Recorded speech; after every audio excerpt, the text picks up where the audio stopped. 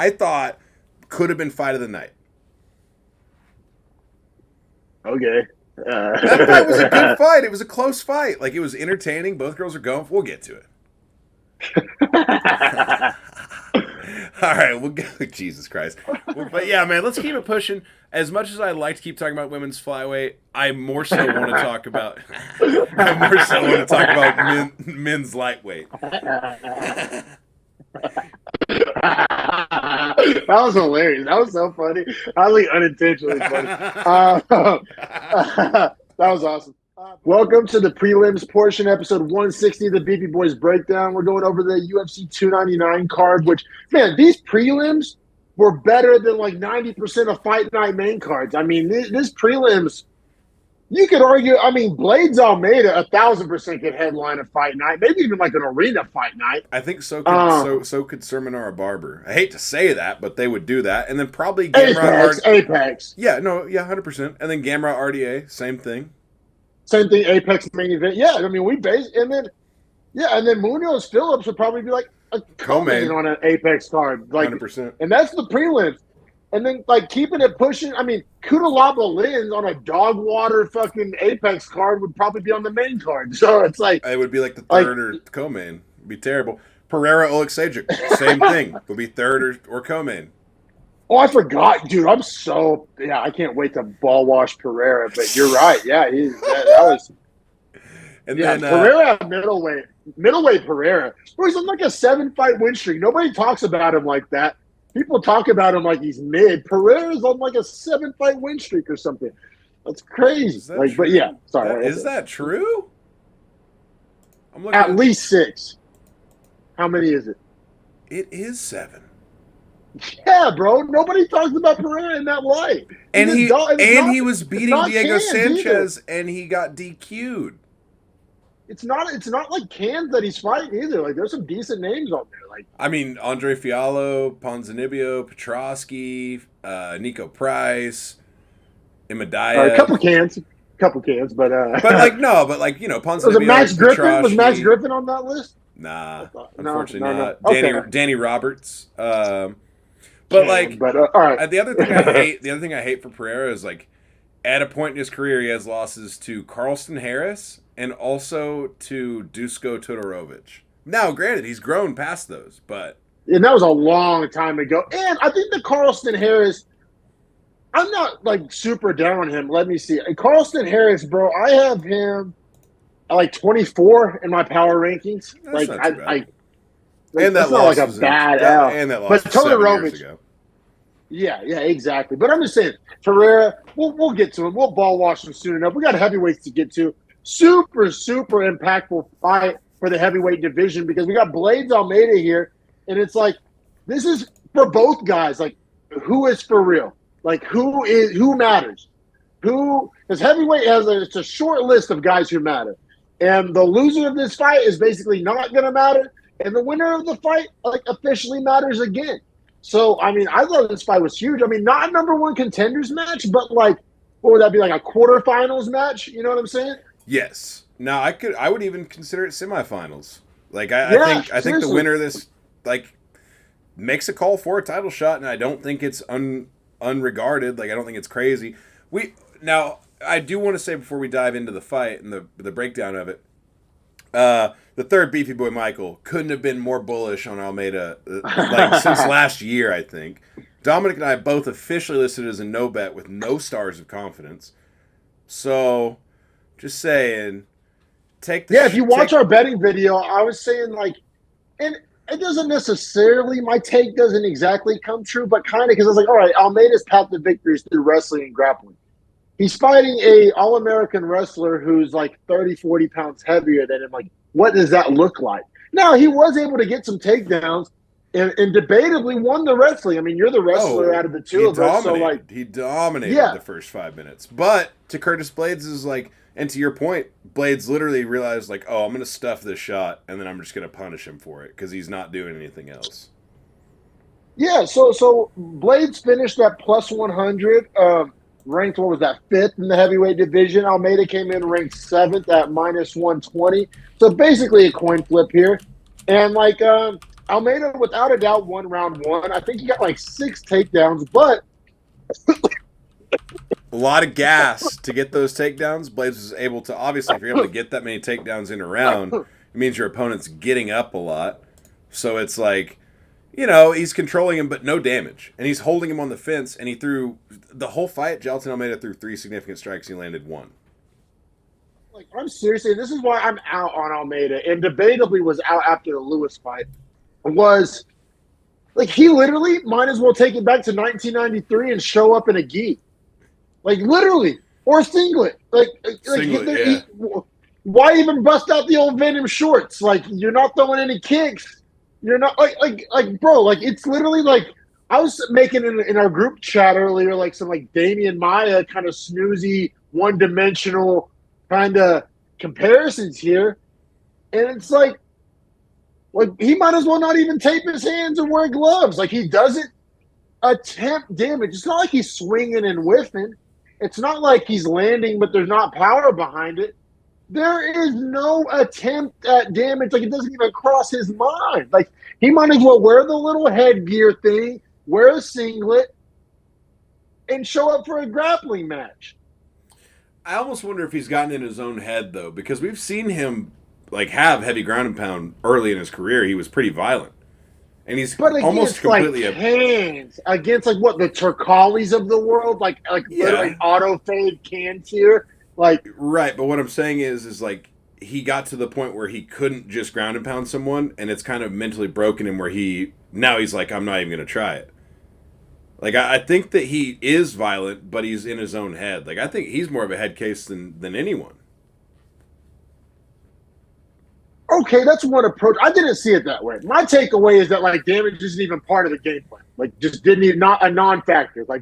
I'm gonna get a sub or I'm gonna win 5 rounds on top like Derek Lewis, and that's what I'm gonna do, and that's my style. I don't know. We saw it 2 different ways. I mean, regardless, same end result, which is no damage. It's like you say, it's not even the fact that it's no damage. It's no attempt. Damage doesn't even come into play. Right, we're saying the same thing, though, is that I'm saying he's abandoned any part of the damage in his style because he's thought to himself, I can just grapple and do it. I don't need to, try to... I'm saying he's mentally handicapped himself to fighting like this. He has the ability to do damage because I know that because we've seen it. Yeah, but I'm saying he's a big, gnarly dude. Right, we've seen him throw heavy ground and pound, but it's like he's gotten himself to the point where he doesn't trust himself to do that when he gets a takedown. I'm gonna change his nickname to BBRH. He's a big black Ryan Hall. That's what we're doing at this point. Or the guy that trains with Ryan Hall that we recently saw pull guard 9 million times. No, I'll say to Almeida's credit, he's not pulling guard or doing Imanari rolls.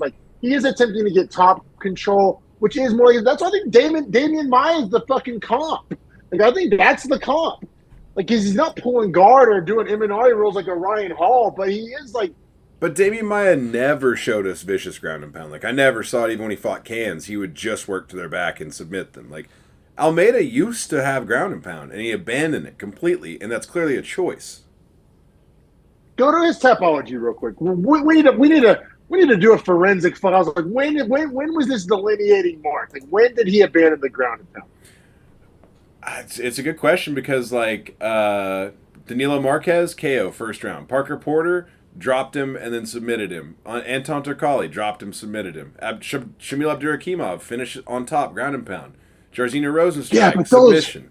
It literally. So it was Rosenstruik. Rosenstruik and Lewis broke him where he won't strike now.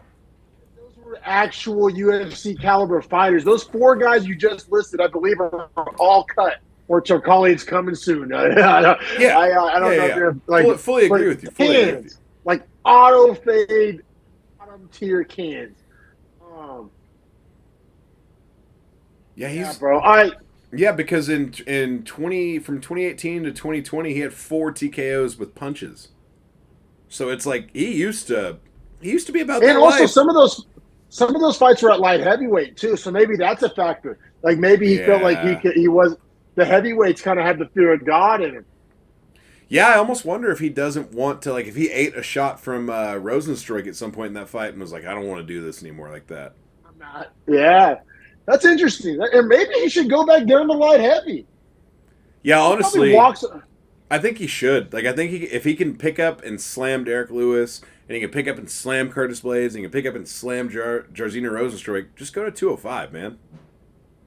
No, because he walks on. I think he used to weigh in at like 225 or 230. Now he's 240. He's like put on weight, but he used to be 226. Like he used to like look like essentially John Jones level cut.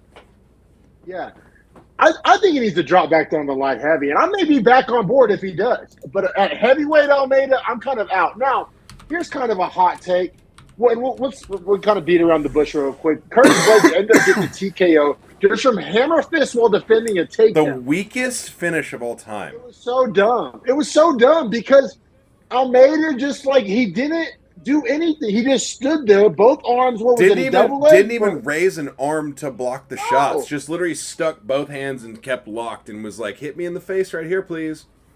He had so many options. He could have disengaged and got back to distance. He could have at least covered up and not taken the damage that made him roll to his back and just forfeit. I feel like he could have even maybe attacked the leg or something. Yeah, continue trying to pull He literally the leg just stayed.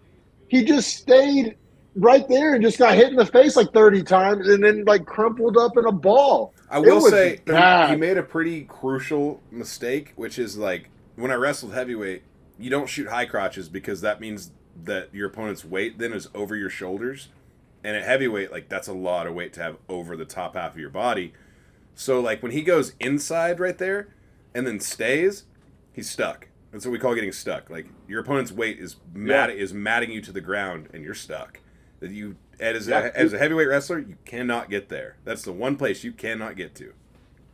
Which is more points to our argument that he needs to drop down to 205, man. So Blaydes, good knockout, defends his spot in the ranking, 38 seconds into round 2. It's interesting because I still have Almeida above Gane, just purely matchup wise. I think he beats Gane just because Gane has zero. What he did against Blaydes works against Gane, unfortunately. Yeah, 100%. 100%. It worked against Derek Lewis, same thing. So I still, even after the dog shit performance and us saying that he should drop down, between the lack of depth at heavyweight and just the matchups with guys like Gane and Volkov, I still have him at 6. Yeah, that's right. Heavyweight rankings. But for example, Stipe beats him. And we're not it seems like high on Stipe. It seems like the top 4 to 5 heavyweights are a different level than all the rest of them by a big step. And this was to decide if Blaydes or Almeida was in that group. And it's correct, Blaydes. And it's Blaydes, and Blaydes has the win over Aspinall. Say what you want, it goes down as a win, but I count it as more of a no contest, in my personal power ranking. That's for example, didn't hear you say that with Cheeto and Sean, but that's fine. Yeah, but this was different because it's not wasn't this Tom Aspinall tore his ACL? It wasn't a perennial nerve kick. I don't think. Oh, I know, and and Aspinall threw the kick that tore his own ACL. So it was yeah. This reminds me more of Fazib Gamrot than very much so. I fully agree with you. I actually, my only thing is if I'm Aspinall, it's almost let's run it back then, because I would want to get it back. Tearing my ACL against that guy, having gotten ahead of him already, and not if Stipe and Jones are going to fight and do their thing, I don't want to just sit around inactive for 18 months while these two fat old motherfuckers decide when to fight. Wasting your prime and not collecting checks. Yeah, right. Yeah, for sure. It's not like Aspinall's wealthy yet. You know what I mean? Well, and it's not like Stipe and Jones are ever in any rush to ever fight ever once in their career. God, I can't stand these two fucking gatekeepers. Yeah, and then so let's talk about Blaydes' post-fight, because Blaydes was talking about how I'm not fighting Cyril Gane, because apparently Cyril Gane turned down Blaydes 3 separate times, which is honestly pretty smart on Gane's part. What you were saying O'Malley should do with Merab, Gane basically did. Smart. Smart. It's a bad matchup. But that being said, here's why I think Blaydes fumbled. Because it's a bad matchup for Gane. If he would have called for it, he would have had to fight him.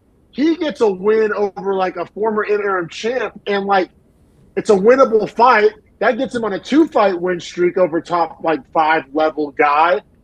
I think Blaydes kind of Sandhagen the call out because, like, while I understand Blaydes kind of like, what do they call it? Like, it's a matter of principle. Like, it's a winnable, phenomenal matchup against a headlining guy. Like, it gets you on a main event. It gets you basically in a number one contenders match. And it's a way easier fight than Aspinall. So now he finds himself in a scenario where he called out Aspinall. Aspinall accepted on Twitter. It's a harder fight.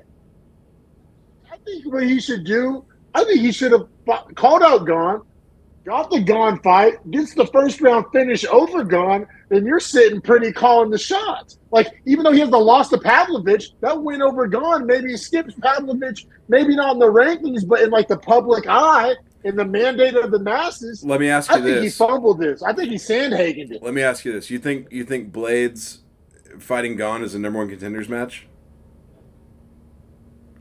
Could be. Well, it couldn't be, and here's why. The number one contender is Tom Aspinall because he doesn't have the actual belt.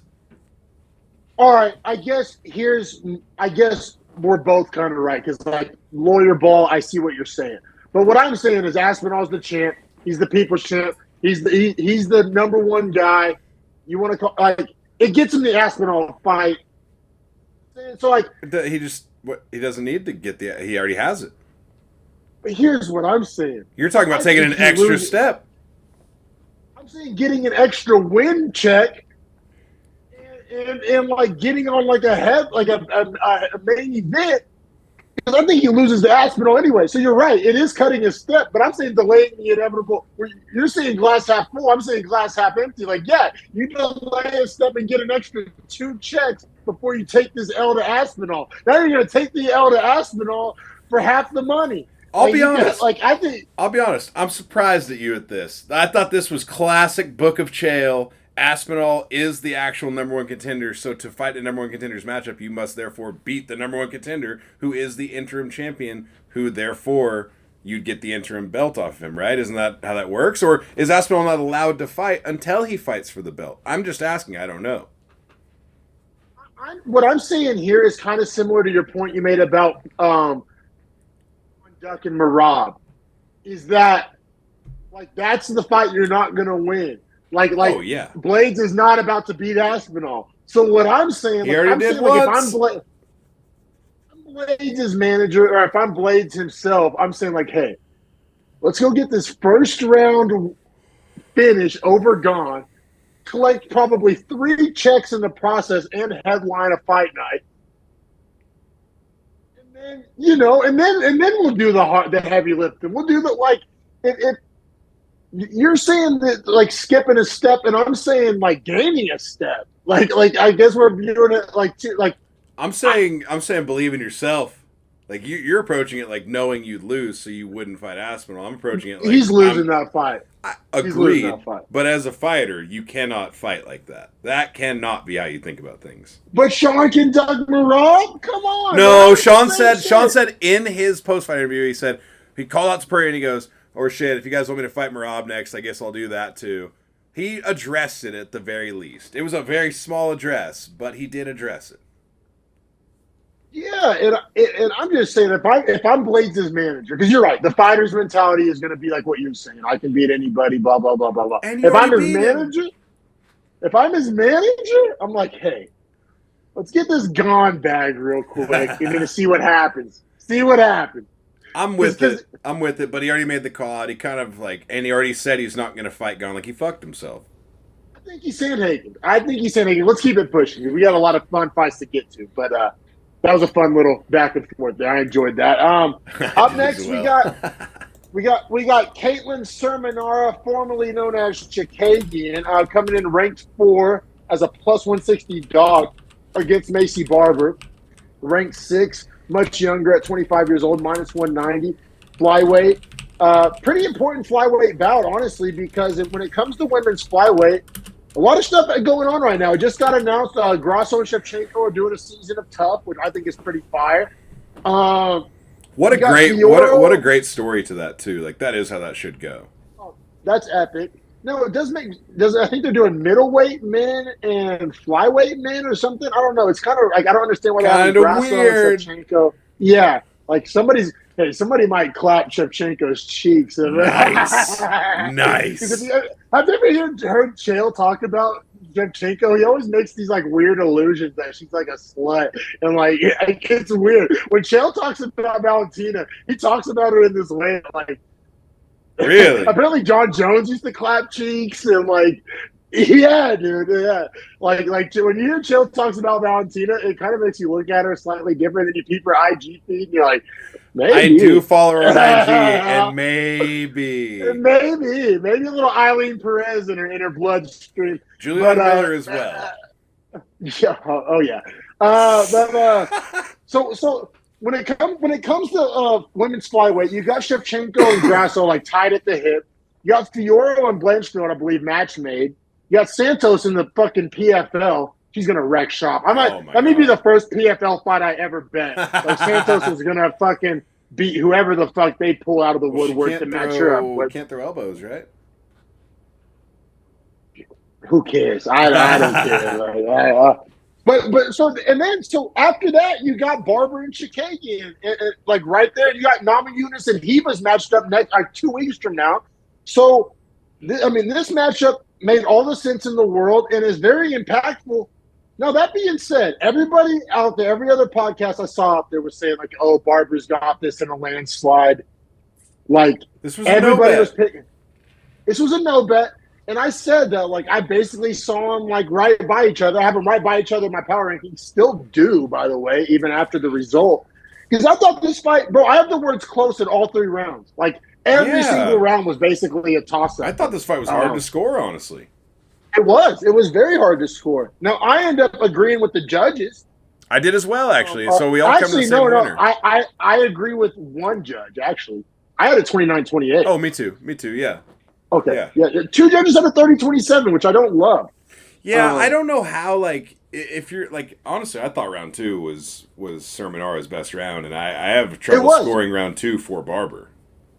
Yeah, because, Barber got 2 takedowns, but it was on some Almeida shit with no control or damage. Zero damage, and literally, like, Chikagian was, like, I think one of them she was back up within, like, 7 seconds? Like, it was no control. For sure. No, in round 1, I thought Barber did a good job with, like, the dirty boxing, like getting in close, clinching up, throwing strikes in close. I liked round 1 from Barber. It was less snoozy than her fights usually are. Round 2, she went back to kind of snoozy Barber, and we thought lost that round. So we had it 1-1 going into 3, right? Yep, absolutely. And then round 3, so this was kind of weird. So it was like a blend of rounds 1 and because she got 2 takedowns that had zero control and were kind of inconsequential, but she also won the damage battle, I thought, too. So it's kind of best of both worlds. I thought that was, like, the clear takeaway for me out of 3 was that, like, oh, Barber actually won the damage battle, like, optically here. Like, I don't have, like, a coin flip about control damage. I think she actually won the major points of the round. And now Barber, so she gets the win, unanimous decision. I still have them right next to each other. Like I said, I have Barber at 6 now and Chikagian and Sermonara at 7 now. Like, I still basically, like, that was a coin flip of a fight. Like, Barber probably, the right girl probably won, and it obviously is younger. But I don't know, dude, Barber is, I think Blanchfield beats her. I think Fiorello beats her. I think Grasso and Shevchenko both beat her. So I think she's, like, legitimately the 5th best fighter on the roster. But, like, that's probably the ceiling. Like, I think she's probably maxed out her ceiling, which is, that's not bad. That's not really like a backhanded compliment. Me saying you're the 5th best fighter in the world at your weight class, like, I don't think that is really, like, disrespectful. I don't think she beats any of those top 4. Maybe she can wait and age out Shevchenko. But Grasso, Fiorello, and Blanchfield are all basically her same age. And Natalia Silva's lurking right behind her, who's still young, too. And I love Natalia Silva's skill set. So it's like, waiting out these girls is not, you can't really even do it at flyweight. Like, unfortunately for Barber, she's going to have to continue to keep getting sharper because she might be the most, she's not. I was going to say most well-rounded, but she's not. She's just simply not. Blanchfield's the most well-rounded, or Grasso. Well, Shevchenko, like, obviously. Like, Grasso, but, we're saying the same thing. Yeah. And then, I mean, I think so. Like I said, Rose Namajunas and Amanda Hebus are matched up like 2 weeks from now on a fight night card. I think Barbara probably gets the winner of that, right? Because everybody else is kind of tied up. Or because I mean, the winner of Blanchfield Fiora is getting a title shot, so you could either give her the loser of that or the winner of Rose and Hebus, right? I mean, that's really the only option. She said so. She called in her mind, not a bad idea. I'm not saying it's a Sandhagen, but like she called to be the backup fighter for Shevchenko Grasso 3 or 4, whatever the fuck it is at this point. So I mean, not a bad idea. Not especially since all the other girls are basically in camp and won't be available to be a backup fighter. Well, and again, like it's not a call out backwards by any means. It's a call out straight to the top. And you just beat number 4, so it's like if you're gonna assume number 4, you should be calling out 1, 2, 3. Yeah, so I don't think she like Sandhagen did. I think man, to your point, if 2 and 3 are already match made and 1 and champion are match made, I might as well call to be the backup of the championship, and that's her quickest route into a title fight, and maybe her only route. If I'm just being like a handicapper, that's her only chance to even get that shot. So maybe a genius call. Yeah. Yeah, and I do like that she's like aware of what's going on in her division and stuff. Listen, what I predict for you is that she gets the winner of Rose Hebus, but I like that too. I love how that fits. I think Rose beats Hebus, and I think Rose getting to fight the number 4 next would make a lot of sense. I think the UFC really likes Rose and really loves the Pat Barry getting called out by Sean Strickland. I just have to bring it up anytime I bring up Rose. It's unfortunate. Oh, touchy Pat. Oh, touchy, groomy Pat. But yeah, man, let's keep it pushing. As much as I'd like to keep talking about women's flyweight, I more so want to talk about men's lightweight. That was hilarious. That was so funny.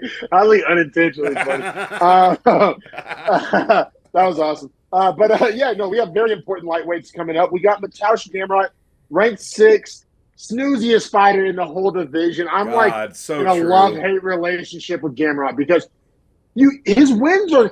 You look at his Tapology, you're like, what the fuck? This guy beats all the top guys.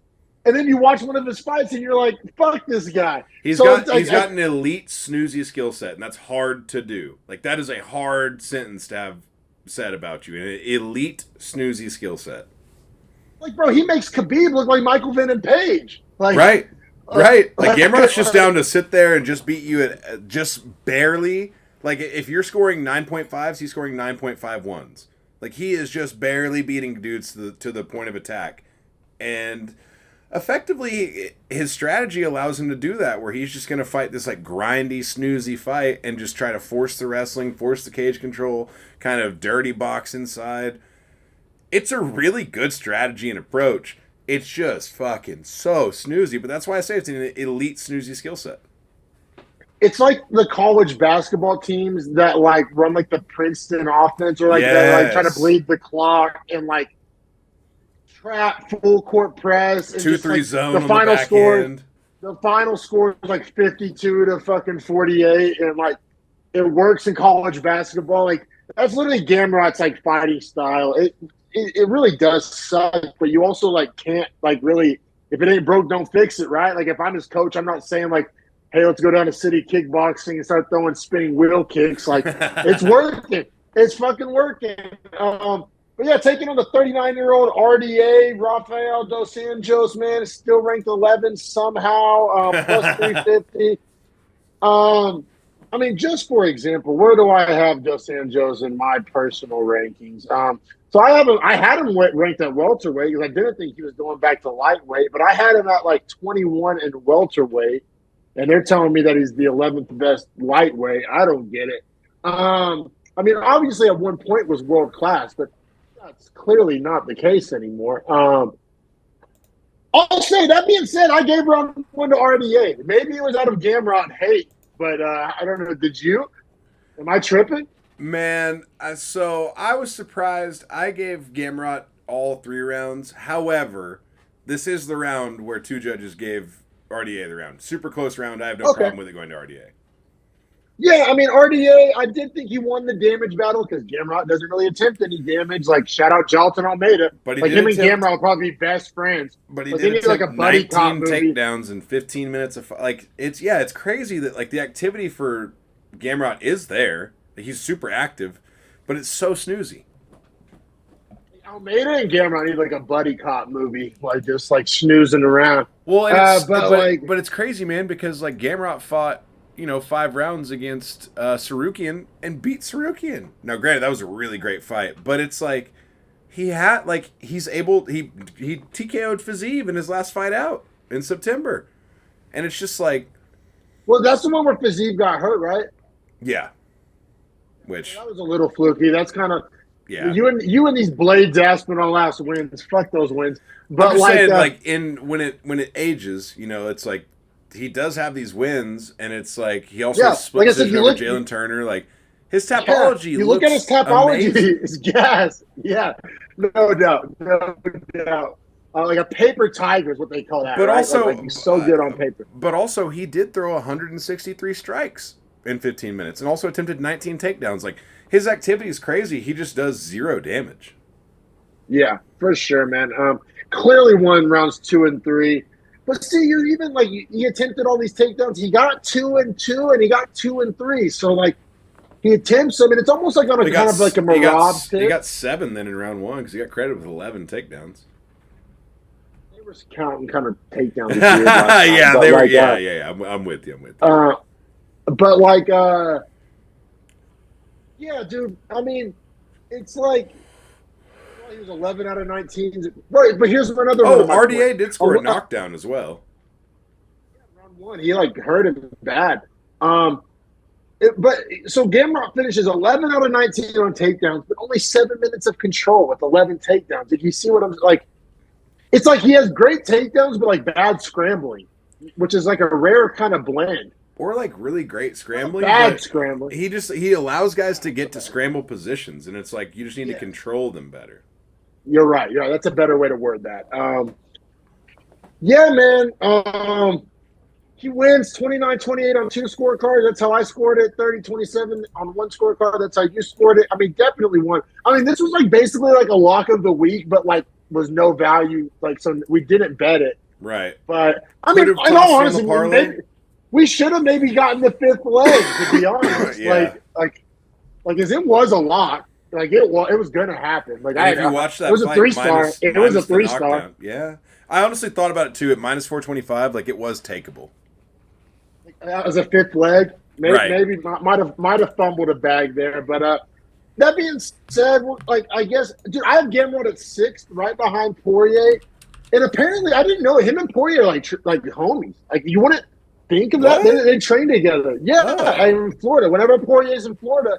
Him and Gamrot are like boys, and they train together. Like they help each other prepare for these fights. So they'll probably never fight each other.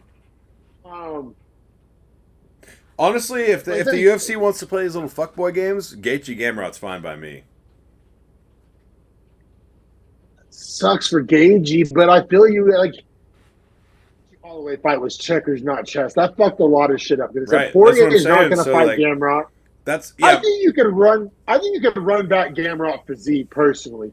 Like I think you could run that back. I think that makes a lot of sense. Yeah, I guess it does. But like, will Gamrot be willing to do that? Because like he just fights only killers. Like he just fought back. Like he should get to fight up.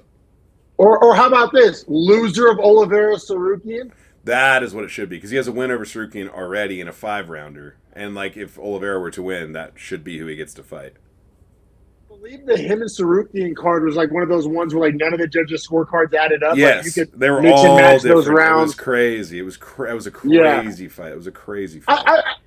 That makes probably the most sense. The loser of Sarukian Oliveira or the rematch with Fiziev. Has he fought Dariush yet? Yeah, he lost a 3-round decision to Dariush. So he lost to Dariush. See, that's really like, and it wasn't that long ago. Like, but Dariush can wrestle really well. And it's like, if you can wrestle really well, you can beat Gamrot. And he cracks way harder than Gamrot. Right. Yeah, Gamrot doesn't have the power.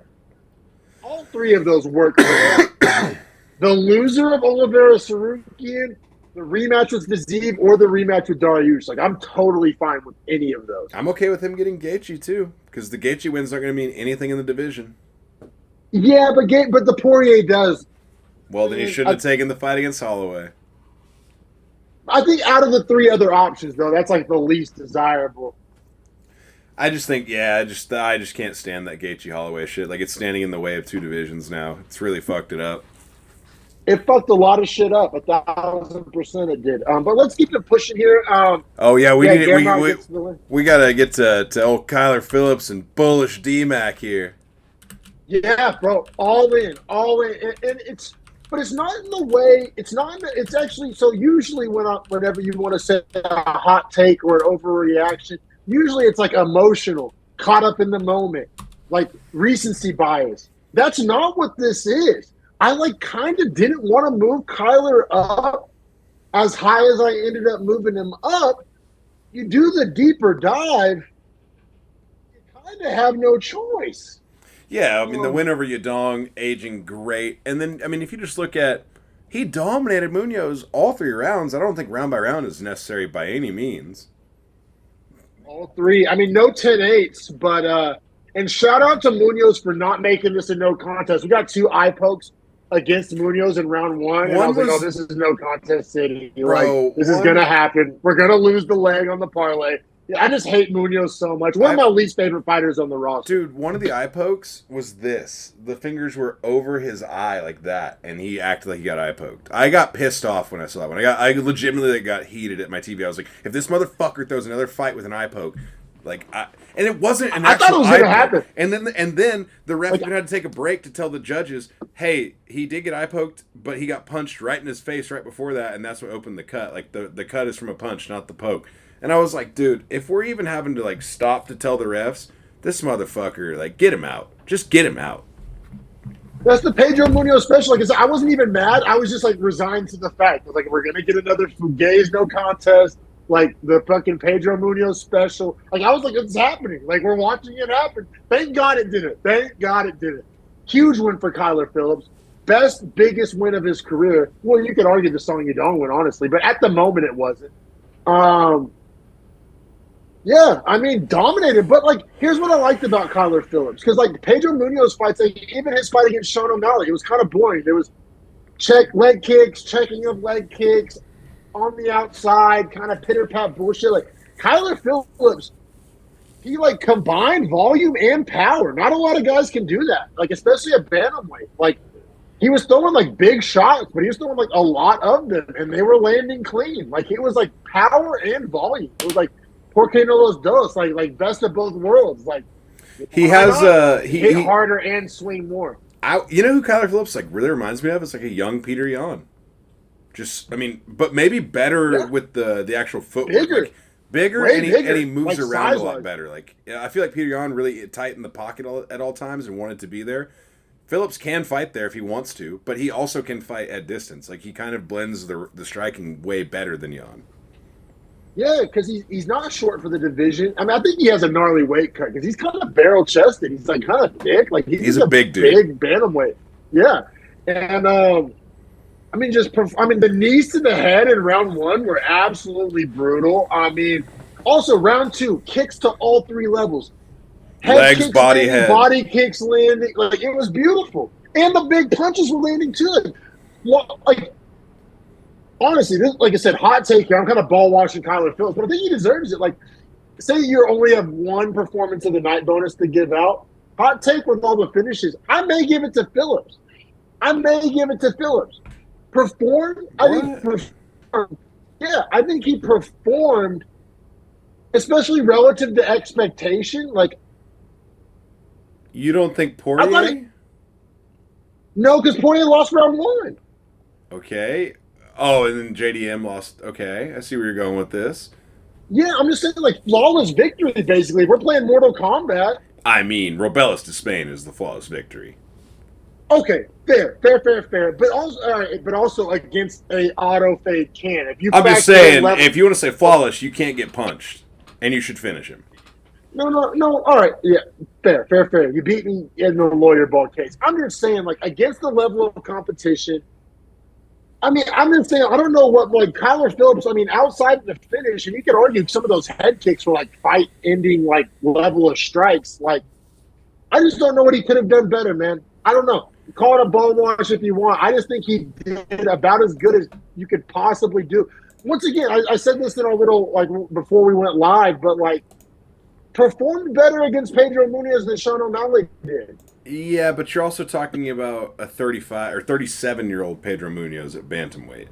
I mean, I think we're just talking about Kyler Phillips still going up and reaching his potential, but Pedro Munoz is falling down the mountain. I think that made Kyler Phillips look a lot better here. So I'm just saying, like, as high as I am on Kyler Phillips, this is more of like a Pedro Munoz is done.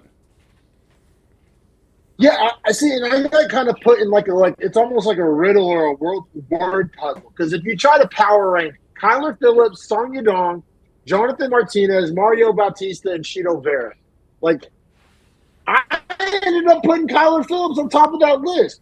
It's kind of I don't want to say lawyer ball because he beat Song Yudong fair and square. It's I between think him he and matches Cheeto. up well against the Jonathan Martinez.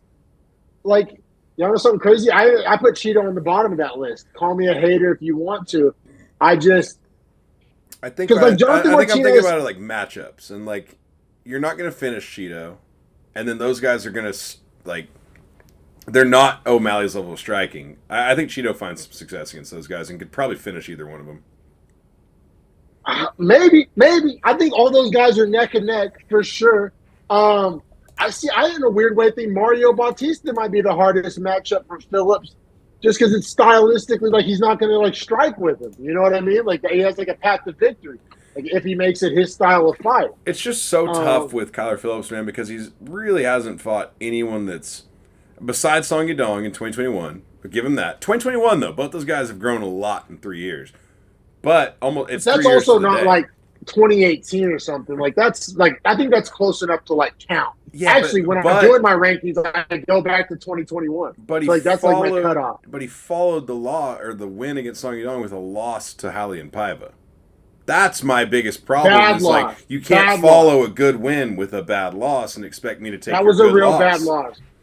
But also has looked fantastic since then, right? Like I think we can say Paiva was a bad night.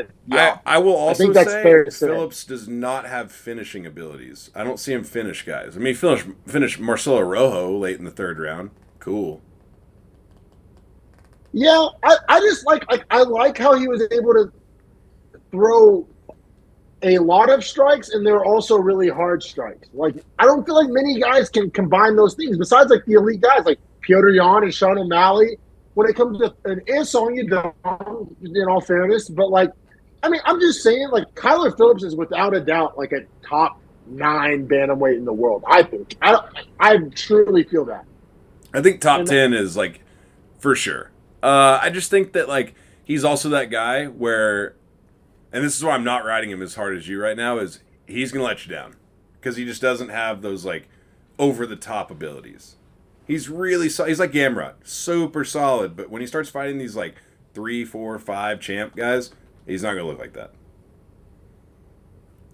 Maybe. Like, I keep trying to imagine him and Cheeto, and it's 1,000% that's a bet the over fight. Yeah. I just think he's going to, like, have way more, like, offensive activity than a Cheeto.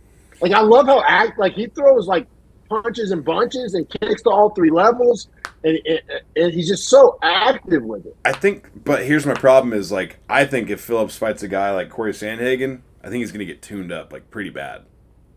And I think he gets finished. Fair, and I don't have him above Sandhagen. I don't. I don't trust Phillips' chin more than anything. Maybe. I don't know, bro. You start doing a deep dive on Kyler Phillips and his resume, and he's trending upward like a motherfucker. And maybe you're right. Like it's almost like a Cody Covington thing with Pedro Munoz to me. Like if Pedro Munoz like goes on a 4-fight L streak after this, then we'll have to reevaluate and like I think about this win maybe is not worth as much. It's to me, it's a lot like this. OU beat Texas this year. They were not the better team, but they did beat them. And then as the season went on, you saw who was the better team. Kind of the same thing with, like, maybe the Song Yudong win. we might be seeing that Kyler Phillips, that was his best night we've ever seen him, was when he beat Yadong. Because who else has he fought that's even close in competition level? A 37-year-old Munoz? Those two things combined, beating a Munoz, even at 37, and Song Yadong in a 3-year stretch, like that's not fluky, that's not canny, that's not. I'd be very interested in Phillips and Yadong fighting like right now, because I think that fight, I don't know who wins. I'll say it like that. Even though Phillips has won the fight, I don't know who wins. You know who wins? It's probably a very close decision to your point, but it's like could win and did win, and it's like, yeah, I feel you. I think those 5 guys, I think Phillips, Yadong, Martinez, Bautista, and Vera, like you can mix and match that order any which way, and if there was a round robin, it's crazy. All right, so let me ask you this, and we'll keep it pushing the early pre's after this question, but ceiling-wise, do any of those 5 guys that you just named have the ceiling to get to where Umar, Corey, O'Malley, or Merab currently are? Hot take in a weird way, it may be Bautista. All right. I'm glad you say that. Super glad you say that. It's the only guy I have, like, because he's mean enough and he has the power. None of those other guys have, like, the finishing trademark. Super quick, do you mind pulling up Bautista's topology? Because he just lacks the super quality win. He doesn't have the pelts on the wall that some of these other guys do. You know what I'm saying? But upside and potential wise, let's win amok his own Mario Bautista. Ricky Simone, Damon Blackshear. He had a bout against Garbrandt and got canceled.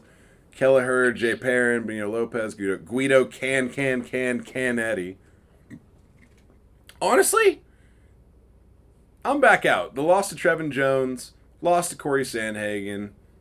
Yeah, I'm back out. I'm standing by my take.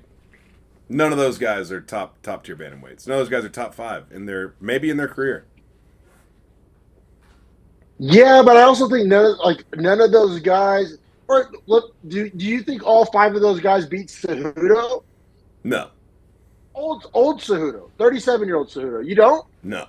I think Cejudo's way better than Munoz is right now, if we're talking about them at the same age. I think Phillips, Yadong. I don't think Phillips is defending the takedowns. I'll be blunt and honest.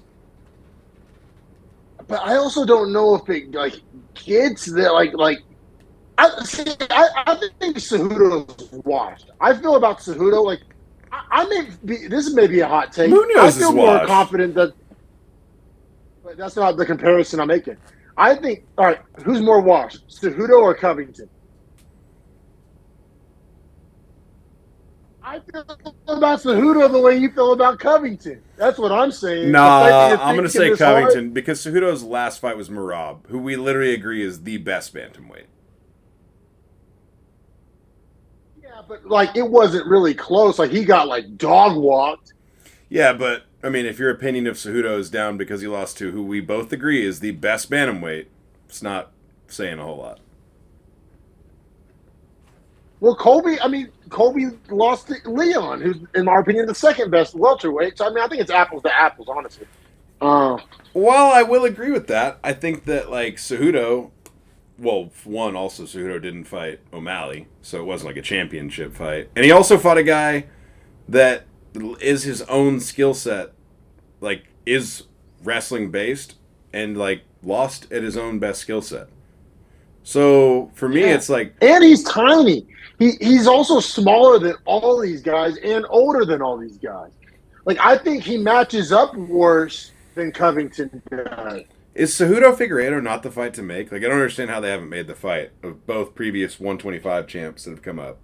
Well, Figueiredo fights Garbrandt on 300. So if he went, they could do that. But yeah, let's keep it pushing to this like a fucking middle schooler making out. Let's keep it pushing to the pre's. Oh, yeah, the early pre's. Early pre's in my pants. Early pre's back in the day. Me too. So we got Iwan Kutalaba, the Hulk. We'll just keep it straight. Push. Taking on Them soggy draws, dog. The crusty at this point. Felipe Lins. What are the odds here? We got Kutalaba minus 135 and Felipe Lins plus 115. I picked Lins, but he is 38. I did have him slightly edging out Kutalaba, but it was a no bet. It was a no bet. But maybe should have been because Felipe Lins. Let's get to it because all three judges go 29-28. I felt confident in a 30-27. Okay. I was going to ask you, what round did Kutalaba win? None on my scorecards. Like, fuck, yeah. I thought Kutalaba performed like shit. He got his calf just destroyed for like 10 minutes straight. Bro, so literally, I'm so glad you said that. That's in perfect timing. I scored round 1 to Lins because he was chewing fucking Kutalaba's leg up, and all three judges scored round 1 to Kutalaba. What? Yeah, that's bananas. I mean, I'll say in my notes, I do have like this little note where it says like in the exchanges they're both landing, but that's cool. All right, so the boxing's a scratch, right? The boxing's even.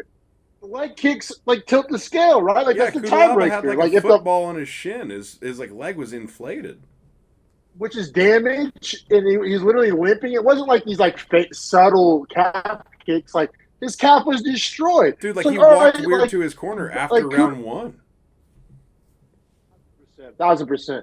If anything, I give Kutalaba 3 because that's when Lins was basically coasting. That's what I thought. I thought 3. I have in my notes 3 is the coin flip round.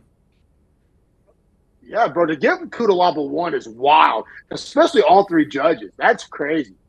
Yeah, it almost seems like they like knew who was going to win this fight. Like they had like a program of like 1 is Kutalaba, 2, 3 is Lins. Because like I didn't really see the fight that same way as them on their scorecards. Yeah. And Lins is just a guy, man. He kind of fumbled his career. I mean, some of it was out of his control. He had some injuries, some pullouts, blah, blah, blah. But his first couple of fights were at heavyweight. Wrong division for him. He took some like unnecessary L's. He looks great at 205 physically. Like that's where he should have been. And I do believe he's on a 4-fight win streak. Yes, yeah. But he's 38. He's fighting on prelims. Like the ship has sailed. Like he fumbled. Like it's like.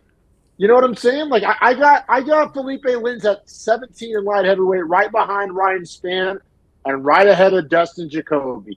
And I think that's like perfect spot for him. Like, I will say what you could do with Lins next is a Lins Petrino matchup. Sure, like you could. It makes sense. I feel like it makes sense based on where they both are. Petrino being way younger, Lins being older. Let's just kind of work Lins out. You know what I'm saying? If we're the UFC. Yeah, you got because he's the Chael always uses this term interchangeable mediocrity. Like, yeah. Yes. Yeah, you can fight him against a top 15 guy. You can fight him against the prospect. Who cares, right? Like who cares? Like, and then Kutalaba, I'm out on Kutalaba. He should be out of the UFC. Yeah, he's approaching can tier like very quickly. I think he gets fed to like a Hidalgo Bellato or even like a Mingyang Zhang. Somebody like that. Mingyang Zhang and Kutalaba would be so fun. They have to book that fight. Book that fight. Yeah, let's do that, right? Like, let's do that. That's so fun. And it gets Kutalaba probably out of the UFC. Like, Kutalaba with the painting the body, and he was, like, kind of trying to start shit before the bell. He does it every time. And that's his whole gimmick, and then he's an egg. I'm so out on Kutalaba. Like, Lins, like... I'm not out on Lins. I just think 38. He ran out of time. Yeah, right. Like into the road, it's tough to be. To a pumpkin. Yeah, I mean, it's tough to be pumped about the. Turned into the pumpkin. I ran out of time. Like it's tough to be pumped about the trip when you're already at the destination. You know what I mean? 1,000%. Yeah. And let's keep it pushing to this Pereira ball wash session. Because I got to do it because nobody else is. Nobody else is. People talking about Pereira like he's this mid-vet. I think Pereira, like, matters. He gets a bad rap because, like, he was in one weight class, moved weight classes, obviously had the style that was what is it? Capoeira. Capoeira, yeah. So, and has kind of worked his way away from the style, so he's a little less flashy. However, he's a better fighter for doing that.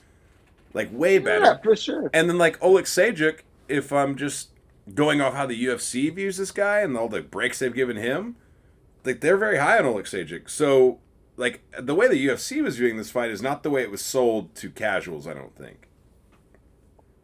Yeah, like, and this was one of our locks of the week, which makes us look like smart marks for sure. Yeah, I mean, we end up getting a sub, but it was basically a knockout. He had a liver kick, like a front kick to the liver, hurt Oleksiejczuk bad. He was like literally like holding his stomach. Then he follows up with a knee on the exact same spot that was already hurt. And then it was crazy. Like I said, it goes down as an RNC. It was basically a TKO because Oleksiejczuk was literally just like both hands like holding his stomach. I'm gonna stand up here. It's like you have a stomach ache in elementary school. Sorry, fucking guy out of the filter. But like you got like a stomach ache in middle school and you're holding your stomach. Like and so the neck was just completely exposed. Like it could have gone down as a TKO in my book. He gets the RNC sub. But I mean all damage and like was done with the strikes. Oh yeah, 100%. And like Oleksiejczuk landed one punch to the body in the entire fight, which I know is only a minute and 1 second, but it's like Pereira could fight again next week if he had to. I think he should too, because he needs to earn respect. Like, for example, like call it a ball wash. I think it's accurate. Like, I skipped him above Kyle Baralho in my power rankings. Like, Baralho's undefeated, but Pereira, man, I think he's more proven, more tested. Listen, you're talking for me. Give me fucking Pereira over Anthony Hernandez or Chris Curtis. Really? Okay, so I have Anthony Hernandez a lot higher than you. I think I have him at like 9. But at the same time, I have Chris Curtis down at 24. So like I kind of both agree and disagree with your statement. And to look, I have Pereira at 14. So like I got Pereira at 14, sandwiched between Baralho and Imavov. I think Imavov might be an interesting style for him, like matchup wise, because Imavov is so safe and clean and technical, and just like Pereira doesn't do to Imavov what he did to Oleksiejczuk. Like Imavov, he's 6'3", he likes to use the jab. Yeah, it's hard for Pereira to maybe like find his spot on an Imavov. I think that's what you do next. I think you do Pereira, Imavov, Apex main event. Because if we got to see Imavov fight somebody, Imavov fights suck. Maybe it wouldn't suck against the Pereira. Like Pereira is going to at least bring some excitement. Only reason I just couldn't disagree with that more is because Imavov just fought back against Blaydes after he'd already fought back against Curtis and then had the eye poke or whatever. And like he continues to fight back. Like at what point does Imavov get to fight up? Like, how many times does he have to win back? Because nobody's in an Imavov believer. But bro, Paulo Costa's coming off a loss and he's one spot ahead of him. Like, why on earth would you not make that fight? Like, why would an unranked guy get to come in? Why would an unranked guy get to come in and fight 8? I know in your power rankings they're close. They're not in actual rankings. I don't understand how it's even like. New rankings haven't come out yet. I could very easily see Pereira being ranked when the new rankings come out. I could very easily see I don't know if they're going to drop Baralho because he hasn't lost. Yeah, but they could both skip like a Blaydes or a Hermanson or a Craig or a Muniz or a Gastelum. There's no way. Just based on like just how these guys rank fighters, like there's no way. Maybe. I just like the Imavov one. Like, my thing is like, why wouldn't you say Blaydes instead? Blaydes is coming off a loss, just got to fight up. Like that's the guy that should have to fight backwards. I'm down for that. I would fucking hammer Pereira so hard. It's just like I guess I'm saying like I know Imavov's boring, but he's winning. Like I'm not punishing him for winning at this point. But I feel like you're kind of. We just acknowledged at the start of this segment, Pereira 7-fight win streak. And I'm not going to punish Pereira for winning either. I'm not going to make them fight each other when they have 15 wins streaked together between the two of them. That feels fucked up. It makes sense. I think they're in the same spot, like the same position. Like, yeah, but Delize is old. We're trying to get him out. We're trying to get these young bulls up. no, I'm fine with Delize. I'm fine with Delize. I think it accomplishes the same thing. I think Yeah, it's but Imavov yeah. just No, deserves to fight up at this point. I don't think Imavov deserves fucking shit because he's like him and Gamrot win the snooze fest of the year award every fucking time out. But I feel you. I understand. Like I Same understand logic everything you're though is saying. like it's just if you just like even if you win the game by 1 point every game, you still win. Sure. Let's do Delize. Sure. Like I'm not gonna die on that hill. Like sure. Like I think it accomplishes the same thing. I think it accomplishes the same thing. But I guess my whole thing here is like Birdman. We need to put some respect on Pereira's name. Like I think he matters in the division. And so like yeah, and above all, the Delize a meaningful fight, an Apex main event caliber fight. Paul Craig. I'm just trying to find like at what point is it not like a name big enough, I guess, is what I'm trying to find. I mean, I think you could do a Moniz. You could do a Pfeiffer. Pfeiffer, maybe? That's gas. Different weight classes, right? Fire. Oh, middleweight. Oh, Pfeiffer is a middleweight. Fuck, I always think he's 205. Me too. He's He's just huge. Yeah. And they're built similarly, muscled up guys. I actually, you know what? You sold. I'll pay sticker. I'll pay above sticker. I want that fight. I want that fight bad. I think Pereira deserves to like matter in this division. However, that manifests a Delize, a Pfeiffer, a Manson, a fucking like. I guess my take is like the imposter in the top 15 is Delize, and I think Pereira belongs in the top 15. So that's where I'm like I need I want that bad. Yeah, and I'll take that in red. Sure. Mine as well. Man, let's keep it pushing to Rebellis to Spain here. Because if you thought the Pereira ball wash was heavy, man, I got my mascara running right here on Despain. Deep throat.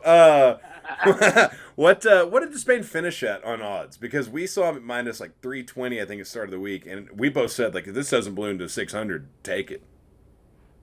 We got him at minus 360 and it finished at minus 360, which is wild. Crazy. The fact that people weren't fading Parisian is like I'm disappointed in the end of the gambling community. Like, honestly. Like, this should have been bet. Like, you fucking marks out there. No, I'm going to talk shit real quick. You marks around here, we're betting Umar at minus 1,200, but we're betting Despain at minus 360. Shame on you. Shame on you. That's the most real statement maybe of the week. Like, if you were going to... No, you're right. Yeah. People that took Umar minus 700 all the way up to minus 1,100 to make it finish at 1,200, who are you? And whoever you are... Shame on you. You should have been betting on Despain to that number. Like, if you have a bankroll big enough to eat minus 1,000, you should have been hammering Despain money line. Like, what are we doing here? Yeah, bro. I mean, we get the instant KO. I mean, we got Spain. He former Taekwondo bronze medalist in the Olympics. 6'7", built like a fucking NFL like tight end. Like taking on Josh Parisian, who should be fighting at your local county fair. Like auto fade can. What are we even doing here? I mean, this fight, what was it, last 17 seconds? Some shit like that? 18 seconds? Now, I'm glad you said that. I want to make this point. In his second professional fight, third professional fight, fourth professional fight, he spent cumulatively 19 seconds in the octagon. UFC debut, 18 seconds. His last 4 wins have come in 37 seconds of fight time. That's unbelievable. Like, I've never heard a stat like that in my life. It's like more impressive than like Hamza shot. Way more impressive. Like he's literally like one touch starching people. Like 3 seconds and 4 seconds back to back wins. Punches, punch, or how they're listed. So he literally is flatlining dudes first punch he throws. And that's basically what happened here. Parisian, which I guess, you know what, I've talked some shit about Parisian. I'm going to say something nice right here. He literally did like a kamikaze charge. Yep. Like he went out, I mean, we all knew how this was going to end. He was like, let's fucking get to it. He sprints at the space. Literally runs. Spain fades back and is like literally backpedaling like a Just cornerback in man coverage. And like while backpedaling, starches Parisian. Yeah, hits him with two rights, and it's like the same right like both times. Like he like gets a step back, like boom, right, like takes two more steps back, another right, and Parisian just falls, and you're like, holy shit. Yeah, bro. Yeah, I mean, this was on the parlay, fourth leg. It was a lock. Parisian auto fade to Spain. All right, let the ball wash commence. I mean, I moved him up to 10. I kind of wanted to go higher, but like so I have Spivak at 9, and like Spivak obviously a huge leap from a Parisian grappler. Like potential, I think probably would lose, but like we haven't seen Despain tested like at that level yet. Like a clear like delineation mark above a Parisian, like multiple jumps forward. I Like put him at I, 13 for comparison's sake. Yeah, which at my 13, I have Rodrigo Nascimento, and I'm sorry, like Oh I'm yeah, I taking got to Spain. I have Nascimento at 15, De Lima at 14. So yeah, I think he beats all those. I think I have Derek Lewis at 14. I skipped him over Derek Ooh, see, I Lewis. think that fight is like I have Derek Lewis one ahead of him right now, and the only reason I didn't just like jump him ahead immediately is I was like, well, Derek Lewis would also starch Parisian like badly. Yeah, no, but also younger, taller, Maybe technical. not even maybe, definitely more athletic, definitely more technical. Yeah, you like he's 35, so like Spain's new, but he's not young. He's 35. Had his Olympic Hold career, on though, kickboxing career. he has 6 good years at heavyweight. Yeah, at heavyweight, sure, maybe. I mean, maybe 4 good but years, like, four good yeah, years. maybe even 5. But like Derek Lewis is 39, so like Right, right. That's what I'm saying. Is like the older, like Volkov's older. I think Blaydes is younger. Stipe is obviously older. There are some younger heavyweights at the top that he would have to battle through, but for the most him part, and Volkov would be gassed because the size. They're both 6'7", and Volkov's debatably more technical. I I mean, think that's a honestly, even banger. Rosenstruik would be super banger too, because you're talking about a kickboxer versus a taekwondo guy. You're right. I'd be finding a way to make fights snoozy, but you could totally do that. It works. It works. I think It Despain wouldn't totally allow it works. to be snoozy either. I think his taekwondo point style is like it's gonna shock heavyweights, man. It's gonna shock heavyweights. Like that style at heavyweight. We both take him over Tuivasa, right? Anyone that All wants right. to try and stand in the pocket and be short, you're fucked. For sure, bro. Like I said, I think Spivak is like a good. If they want to test him against a grappler, if I'm not saying they have to or they should, but if that's the route they want to go, I think Spivak makes a lot of sense. If they want to do like a fan friendly like banger, Volkov, Lewis, like Rosenstruik, that, Nascimento. Rosenstruik, yeah, yeah. I'm all in, bro. I mean, it's largely due to the fact that heavyweight sucks, but like I'm all in on this Spain. I really am. Me too. I mean, he clearly has power, he clearly has precision, and he clearly has speed. And those three things at heavyweight are typically you have one of three. So for him to have all three, I very much like him going forward. And heavyweights love to strike. There's very few that can wrestle like that. He has the same like body size as Volkov, but like a way more exciting style. I just him and Volkov would be pretty fucking sick. Him and Lewis would be sick. Him and Rosenstruik would be sick. I think him and Spivak would be less sick, but it's kind of like, in my opinion, kind of like a necessary test in a way. Yeah, Like, right. I agree with you. It's like, hey, you got to get past this guy if you want to unlock future challenges.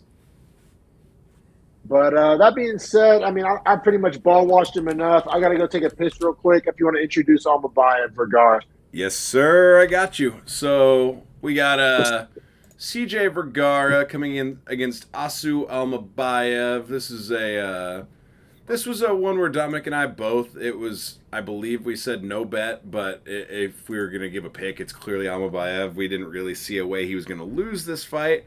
That being said, Almabayev finishes. Let's see, I got it right here. God, I say that and then I don't. Almabayev finishes at -600 and fucking CJ Vergara plus 425.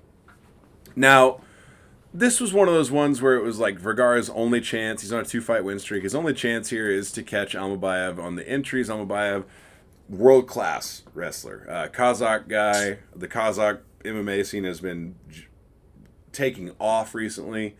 So yeah, for Vergara, this was a simple, if you're going to bet him, you're going to bet him by KO TKO because he's only going to win by catching Almabayev. And for Dominic and I's breakdown, he's not going to do that. Almabayev's going to dominate. And that's effectively what ends up happening here. I was just talking about how no bet from our side just because the number on Almabayev got too big, but it was pretty clear that he was a lock to win. Yeah. Almabayev, dude. These Kazakh, like these flyweight Kazakh guys are taking over. Even Shavkat. It's weird. Flyweight's becoming like a wrestling heavy division. I mean, you got Makayev, Ulanbekov, Almabayev. Elliott. Kyler's more of a grappler than a wrestler. Yeah, Tim Elliott, Cody Durden, Alex Perez. I'll say this. It's a lot harder to have the power to finish someone at 125. I think that's a big point of contention for 125ers is not having the actual weight to put behind a punch to knock a guy out. And so therefore on the flip side, they got the cardio to wrestle 15 minutes. Exactly, yeah. Like they go at the higher weight classes. Yeah. Exactly right. And like lifting their opponent won't take as much energy because, to lift a 125-pound man versus a 250-pound man, very different. For sure. Almabayev, 4 takedowns in round 1, 2 takedowns in round 2. And it wasn't just like your run-of-the-mill takedowns. Like these takedowns were fucking so sweet, nice. slick, oh my whatever. God. Yeah. Dude, there was one where he went from front headlock to he let the head pop out on purpose, right? So he's arm over the head, right? Head's in the hole. Pulls back, lets the head come up. As soon as Vergara's head comes up, Almabayev's head goes down. The arm stays underneath, reaches down to the knee, high crotch. It was beautiful. And let the record show that I don't think Vergara's a can. Like I have Vergara ranked at 25. Like I'm not saying he's world class. Like I said, 25 outside the top 15. I'm not saying he's a world beater, but he's definitely not a can. You know what my honest takeaway from this fight was? CJ Vergara's got a bad corner. Like, legit, man. I don't know if you listened to the in-betweens of what they were saying to him. I didn't because I was at the bar, so it enlightened me. I missed all that. They were telling him, let your hands go. You got to open up your hands. What the? So the guy that's getting taken down? And after, dude, in between 2 and 3, he looks his coach in the eyes and he goes, he's too fast. He's under every punch. He's in on a shot every time I throw it. And his coach goes, throw him lower. What? Like, how about throw a knee? Yeah. I was like, this corner work is hot dog shit. Like, his fighter just told him, like, I'm trying to do what you're telling me and it's not working. Tell me something different. And the coach said, just do it better. Well, remember, and I don't know if he's out of the same gym as Safe Saud, but these Texas fighters, they all need to move states, bro. There's no high-level gyms in Texas. Like, or somebody needs to open one. Like all the Texas fighters, Kevin Holland, I feel like they all get, like, bad, like, kind of, like, strategy and corner work. Like, Ryan Spann, think about all the Texas fighters you can think of. They all have, like, bad fight IQs. Sam Alvey. Smiling Sam. But you know what I'm saying? Like name a Texas fighter that has like a good fight IQ. Do you know good strategy? Did you know he's from Texas? Are you being serious or? Sam Alvey? No, CJ Vergara. Yeah, I knew he was from Texas. Oh, okay, yeah. I just didn't know his gym. I'd never heard of it. It's Pete Spratt Muay Thai in San Antonio. Yeah, I knew he was from San Antonio. That's what I'm saying. These Texas fighters, like they're athletically gifted and they're dogs. They just all kind of just the mental side of the game. Just to your point, the only good gym is Fortis, and that's Safe Saud, and he doesn't fucking coach a game plan to save anyone's life. Yeah, no, for sure. But Almabayev, I mean, obviously gets a 30-27 unanimous. I don't think anybody agrees with that. Also, Vergara missed weight for the 3rd time. I'll give him by 1 pound. I hate that for him, but Yeah, miss weight. Miss weight is miss weight. Third time. Right. Three times. Right. At flyweight. You can't have it. Agreed. I mean, probably he's getting cut, and like I just hate it for him, man, because like, nah, probably not. He'll probably get one more because he was on a 2-fight win streak. But like, no, you know what they'll do? They'll feed him to a bantamweight lion. Yeah, exactly right. But yeah, I just feel bad for Vergara because like clearly not the best corner. Loses 30% of his purse for his third weight miss, so you lose 30% instead of 20%. Should just be 30% flat anyway, regardless. But yeah, and Almabayev gets extra money, gets a win, gets part of Vergara's purse, which is probably bigger than his anyway, and then gets his own show money. Yeah, man, and I mean, I have Almabayev up to 10 in my power rankings, bro. I have him right behind Tagir Ulanbekov because Ulanbekov, similar style, but has proved it at a higher level, obviously. And I have him. I skipped him above Tatsuro Taira. Just wow. Like, yeah. And here's my logic there. It's kind of a broad stroke stylistic thing. Like I think like UFC has proven pretty consistently over the past fucking 25, 30 years that like good wrestling beats good jiu-jitsu. Like, typically, there's a super broad stroke. I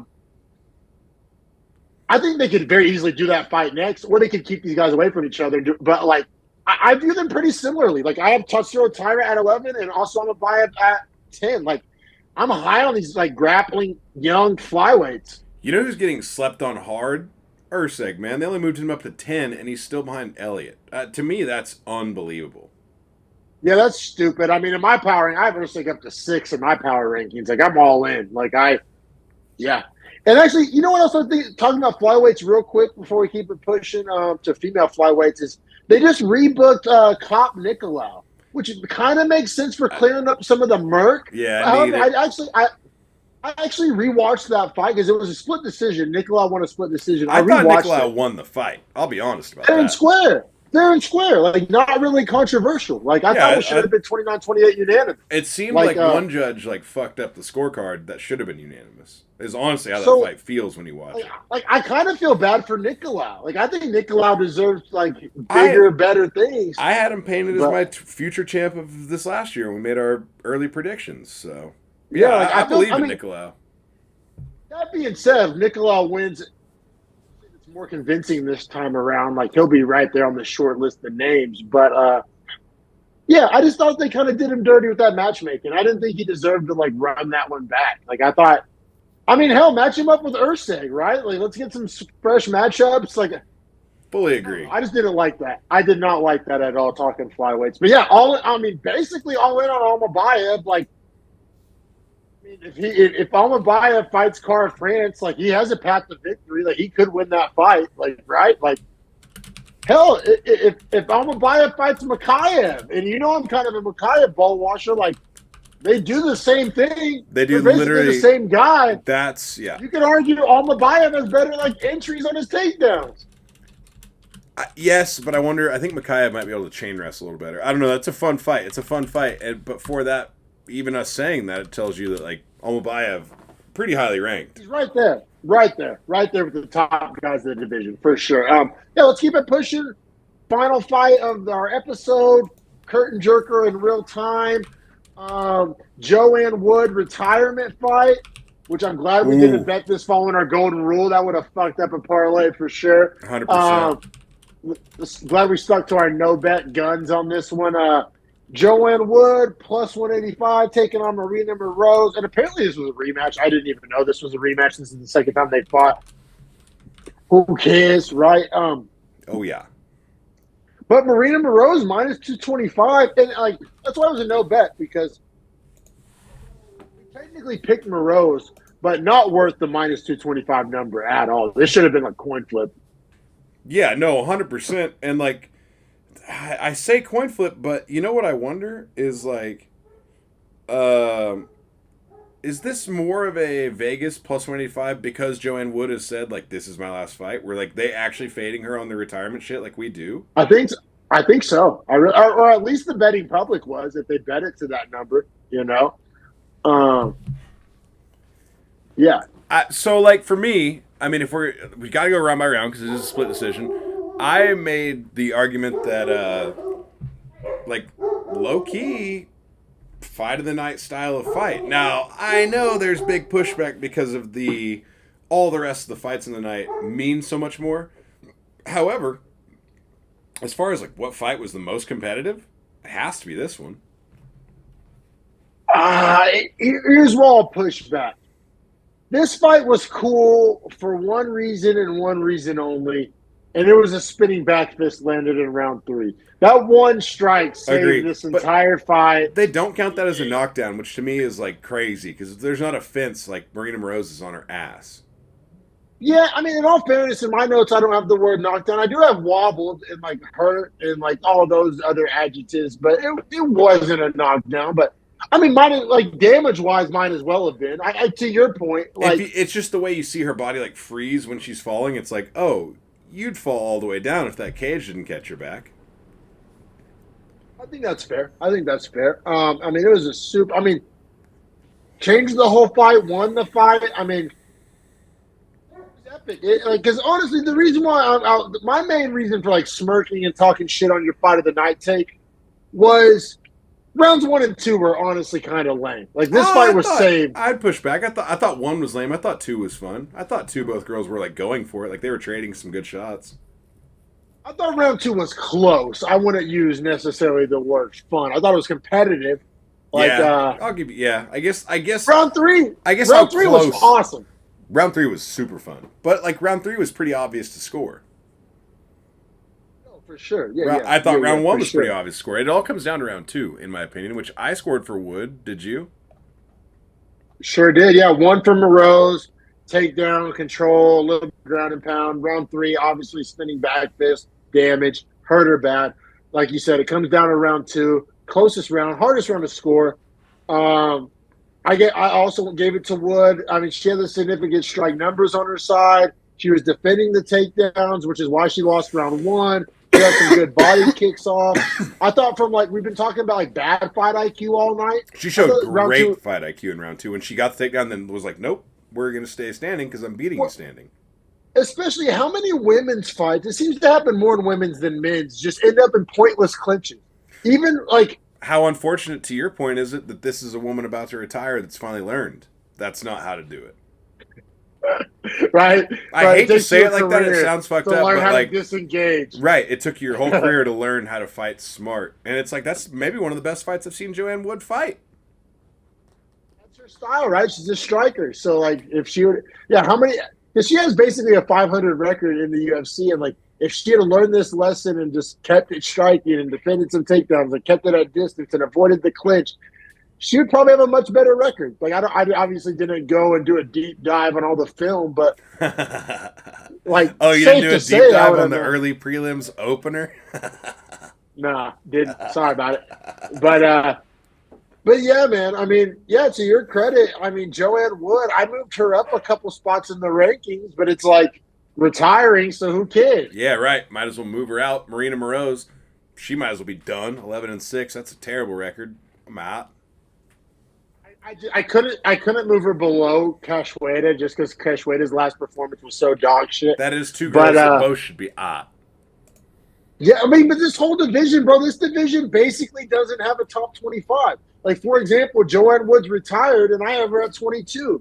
Priscilla Cachoeira, dog shit, have her at 25. Marina Moroz, I mean, probably host as well. Luana Carolina, not a world beater, but guess in this weak-ass division, she's at 23.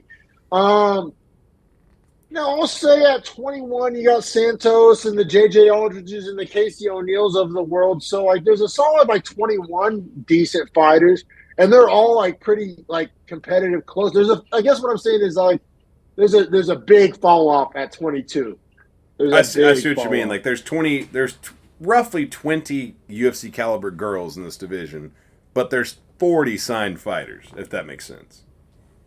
Yeah, and I mean, I only have 32 of them here. Oh, I guess there's 9. I don't know the numbers on like how many are signed, I guess technically, but ranked, I guess like what 33, 34.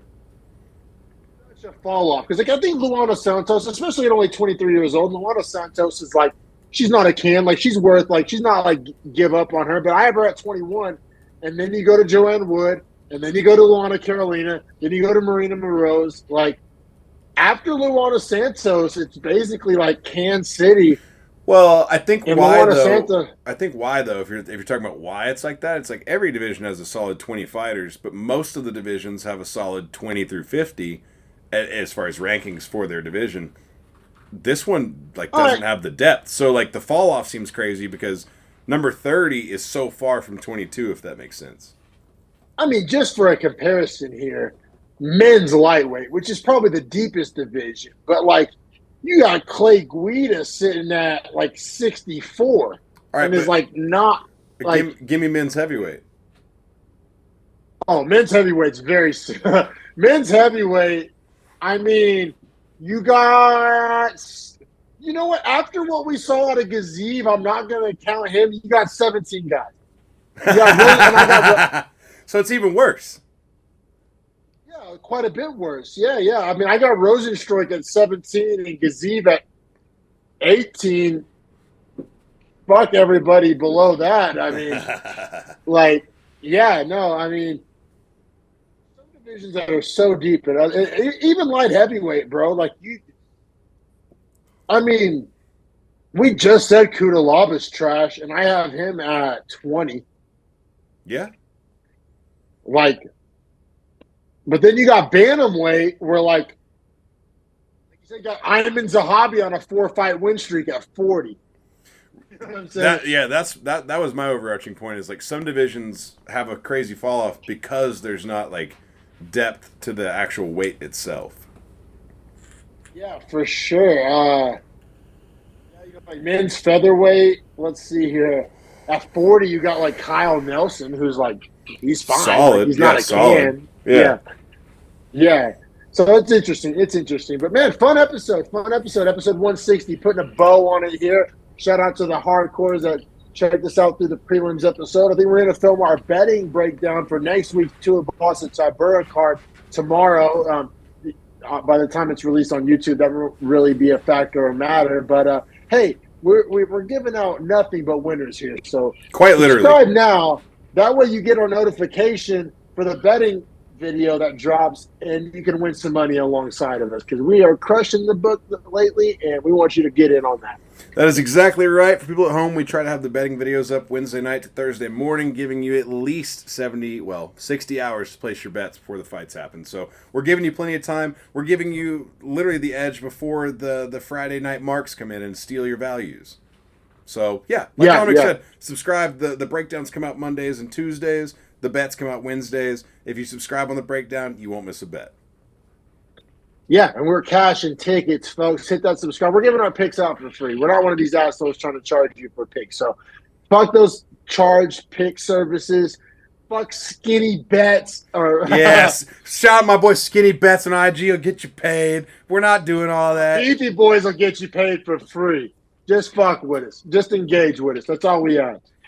Yes, sir. We will see you guys for the betting video releasing Wednesday. And then after that, another breakdown of this hot dog shit fight night coming up. Tibera Tuivasa.